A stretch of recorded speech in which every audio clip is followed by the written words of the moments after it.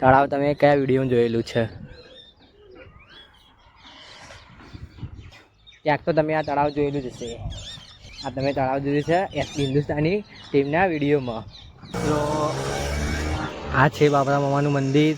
આ જગ્યા તમને યાદ આવી હશે જોઈને. ટાયર પંચર પડ્યું છે તો અમે ટાયર પંચર કરાવવા ઊભા છીએ. અમે જતા હતા મળવા માટે હિન્દુસ્તાની ટીમને, પરંતુ મળી ના શક્યા. અમે મળવાનું કેન્સલ રાખ્યું છે. અમે તો પાટણના છીએ, અમે ગમે ત્યારે જઈને મળી શકીએ. ઊભા છીએ ટાયર પંચર કરાવવા. અને દેખો એ આટલે ઊભા એના એટલે સામે જ વાઘુબા પકોડી ખાય છે. તો ભાઈ મજામાં. તો અમે આવ્યા છીએ આનંદેશ્વર, પાટણમાં ડેમની બાજુમાં આવેલું છે. ત્યાં અમે આવ્યા છીએ. હું મારો મિત્ર રમેશ. દેખો ખાલી તમે કેટલો મસ્ત સુંદર નજારો, બહુ મસ્ત જગ્યા એની. ચારે બાજુ વ્યૂઝ, એકદમ શાંત વાતાવરણ, પક્ષીઓનો અવાજ આવે ખાલી. મસ્ત જગ્યા તમારે એક વાર ને એટલે આવવા જેવું. આનંદેશ્વર મહાદેવ મંદિર છે. દેખો એ સામે છે. દેખો આ સામે દેખાય છે મંદિર છે. બગીચો છે નાના છોકરાઓ માટે. તો બગીચો બતાવું પાછું. બગીચો પણ છે અને બેસવા માટે બહુ મસ્ત જગ્યા. ફોટોશૂટ કરવા માટે બહુ મસ્ત લોકેશન આવી રહ્યું આનંદેશ્વર મહાદેવનું મંદિર. દેખો તમને લઈ જાઉં મોબાઈલ. આ ઝૂંપડી દેખો ગાઈસ, ઝૂંપડી. કાકા સામે ગાય દોવો છે. મસ્ત જગ્યા, ખૂબ સરસ વાતાવરણ તો પૂછો જ નહીં તમે. તમારે ડેમ બતાવું. સામે ડેમ છે. ત્યાં પાણી તો નથી અંદર, સૂકો પડ્યો છે ડેમ. ડેમ બતાવું તમને. આવ્યો ડેમ સામે.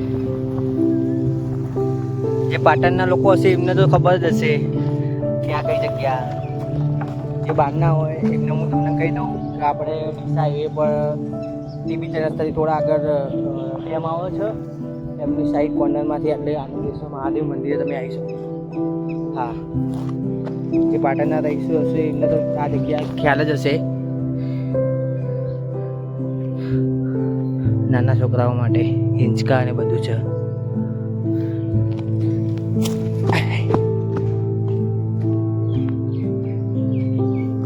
પાટણમાં ગરમી બી બહુ પડે.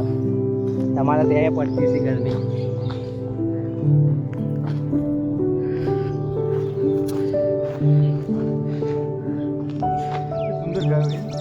બહુ મસ્ત જગ્યા.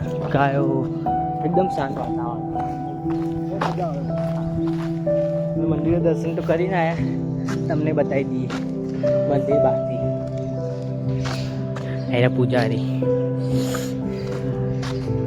મંદિર. અત્યારે સાફ સફાઈ ચાલુ.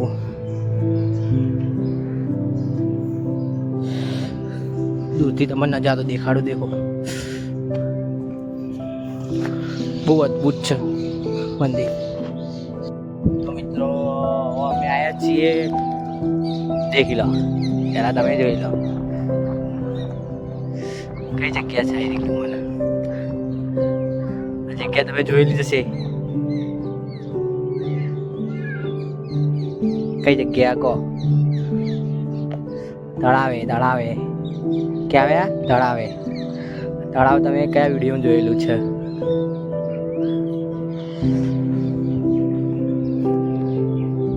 તળાવ તમે કયા વિડીયોમાં જોયેલું મને કહો. ક્યાંક તો તમે આ તળાવ જોયેલું જ હશે. આ તમે તળાવ જોયું છે હિન્દુસ્તાની ટીમના વિડીયોમાં. કેવું લાગે? તમને મામાનું મંદિર બતાવું. તમને મામાનું મંદિર બતાવીશ. મામાનું મંદિર. તળાવ જોઈ લો.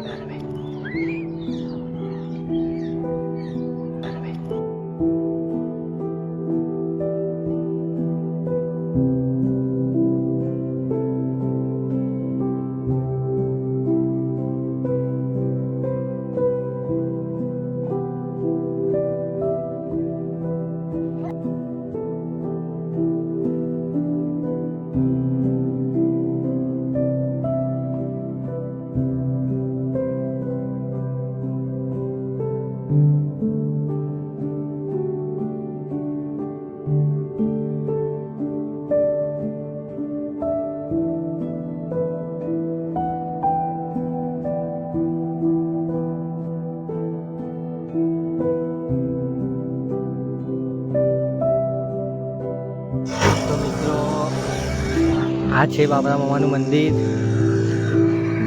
જોઈ લો. શ્રીરામ આશ્રમ આવી લો બાબરા મામા મંદિર. એટલે એસ બિંદુજાની ટીમ વિડીયો બનાવતી હતી અને હજુ બનાવે જ છે, જોઈ લો. ભાઈ પૂજારી બાબરા મામાનું મંદિર.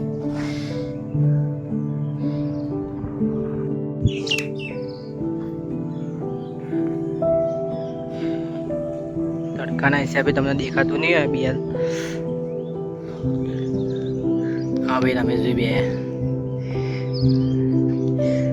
તેમને બતાવવા લઈને આવ્યો હતો એસપી હિન્દુસ્તાની ટીમ કે ક્યાં વિડીયો બનાવે છે.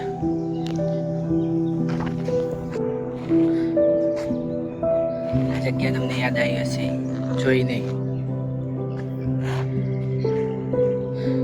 જવાના છીએ એમને ત્યાં મળવા. જો હશે તો મળશું, હાજર હશે તો મળશું. જો અહીંયા નહીં હોય તો લગભગ કમલી વાળા જઈશું મળવા, જઈશું. મારા રમેશભાઈને મળવાની બહુ ઈચ્છા છે, તેમને મળવા લઈ જઈશ. રમેશભાઈ બોલતા નથી, શરમાય છે, જોઈ લો.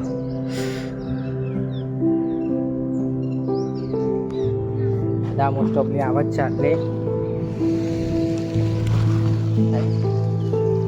પબ્લિક બધી આવે જ છે. દેખો અમે શેરડીનો રસ પીવા ઉભા રહ્યા છીએ. ગરમી પડતી એટલે માંથી શેરડી રસ બનાવવાનો. શેરડી રસ પી જઈએ. શેરડી રસ પીવા હું અને રમેશ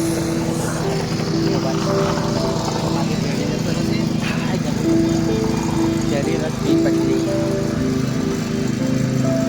ટાયર પંચર પડી છે, તો અમે ટાયર પંચર કરાવવા ઉભા છીએ. અમે જતા હતા મળવા માટે હિન્દુસ્તાની ટીમને, પરંતુ મળી ના શક્યા અમે. તો અમે આટલે ઊભા છીએ. તો એમને મળવાનું કેન્સલ હતું છે. અમે તો પાટણના છીએ, અમે ગમે ત્યારે જઈને મળી શકીએ. હું જ્યારે પણ જઈશ તો હું તમને બ્લોગ બનાવીશ, તો તમને ખ્યાલ આવે.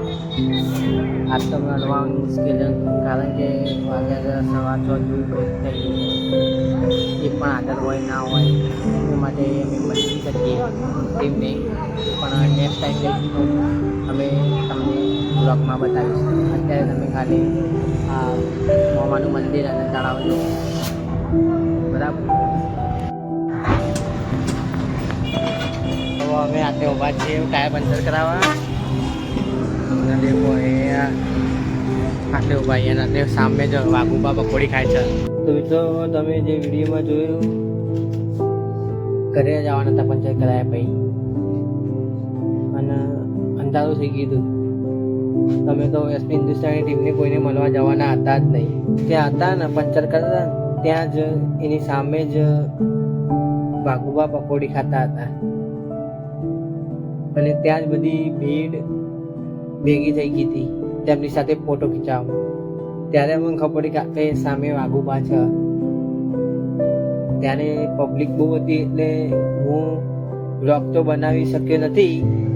એમની સાથે ફોટો તો પડાવ્યો જ છે, તે તમને હું બતાવું.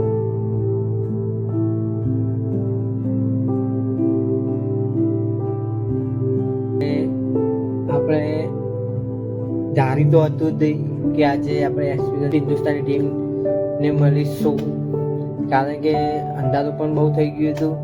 એટલે પંચર કરાવી અમે ઘેર જ જવાના હતા, એટલે આ તો અચાનક મળી ગયા એટલે ફોટો પડાવી દીધો. જો તમે કોમેન્ટ કરશો કે અમને એસપી હિન્દુસ્તાની ટીમનું કામ બતાવો, તે ક્યાં ક્યાં વિડીયો બનાવે છે તે અમને બતાવો, તો અમે એનો પણ બ્લોગ બનાવીશું, બરાબર.